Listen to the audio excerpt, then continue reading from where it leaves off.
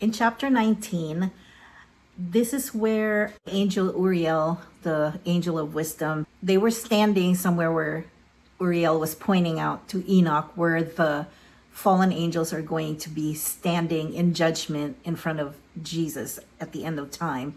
And it's not even a future description, but already a judgment, a final judgment for the spiritual contamination of humans and spiritual contamination of the creation of God. He spoke of the fate of these fallen angels.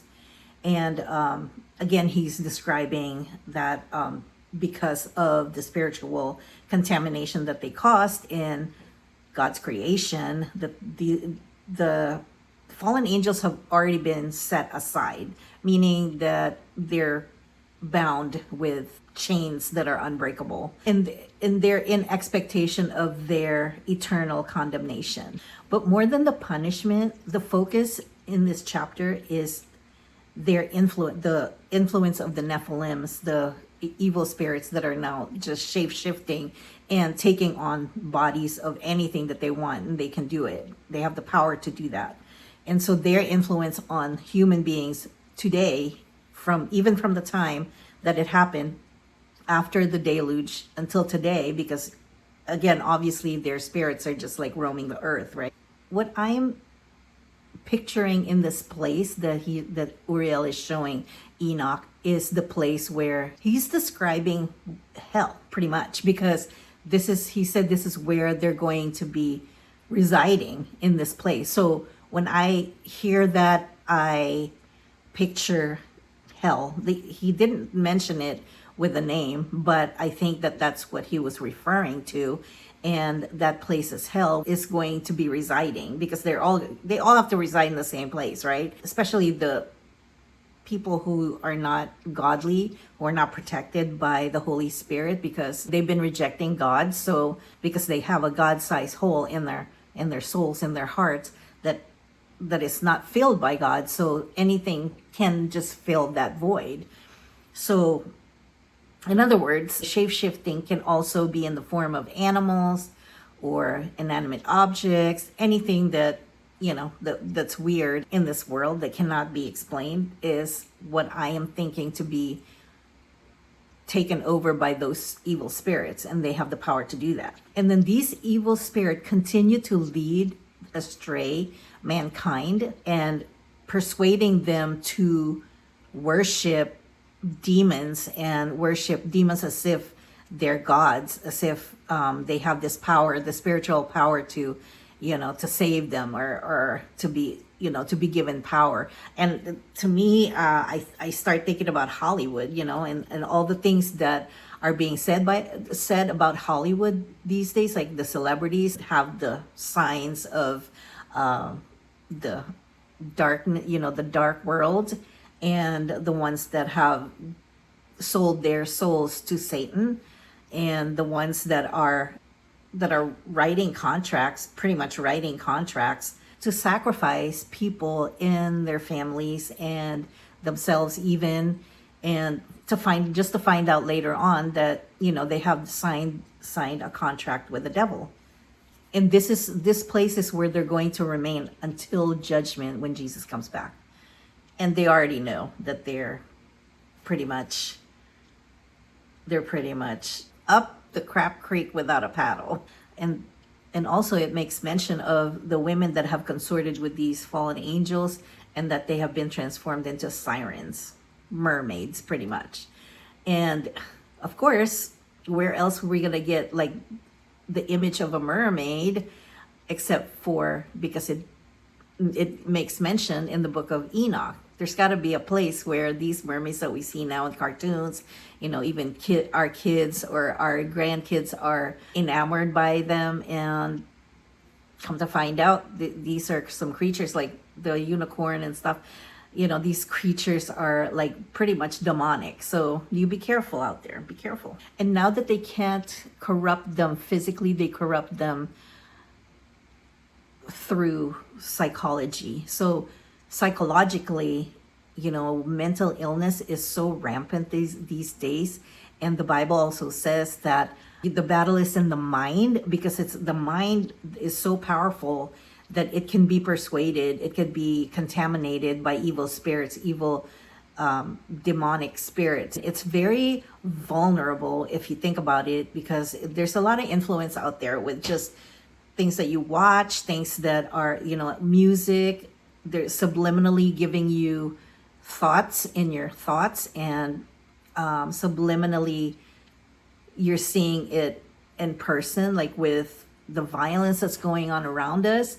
And those are all demonic. It's not for good. Okay. So what you see, on TV and the internet, all these things, the negative things that are happening, it's all starting to consume you, because you consume it from what you watch. And if your mind is not strong enough, and if your heart and spiritually you're not strong enough to be able to discern these things that you're consuming, it tends to be sometimes it will control you. It will control you, especially kids' minds are so pure and so innocent that whatever they're looking at, whatever they're watching, whatever they're exposed to, becomes the new norm for them, and they don't know any better. And so if they don't have people that are godly enough and that are close to God and with discernment, that can't teach them the correct things to do, it's very rampant these days that kids are just easily influenced into negative things, negative or immoral things. The immorality that influences our kids these days is very rampant. So this chilling note also added that these women were turned into sirens, and they spread destruction and seduction. If they can shape shift, this is what I'm thinking about. If they can shape shift too, they can shift themselves into like beautiful women. There's a folklore out there about sirens and mermaids, and how they would change, like if you're staring at the ocean, and I guess I don't know if it's folklore or in reality it did happen, because I haven't met anybody that had personal experience, so I'm not going to say that it's reality.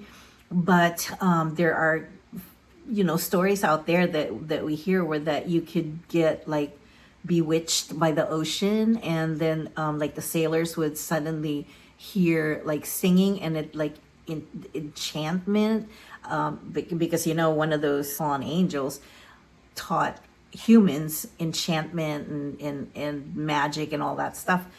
And so it's not impossible to understand that some of these things are really happening in real life. So maybe some other people's experiences, that there are sirens in the ocean that sing, and then you get enamored, and then these sailors would jump in and just die because they drown. And so it kind of makes sense. It kind of makes sense now. Even if it was a story, they would have gotten it from this book, because where else would they have gotten it from?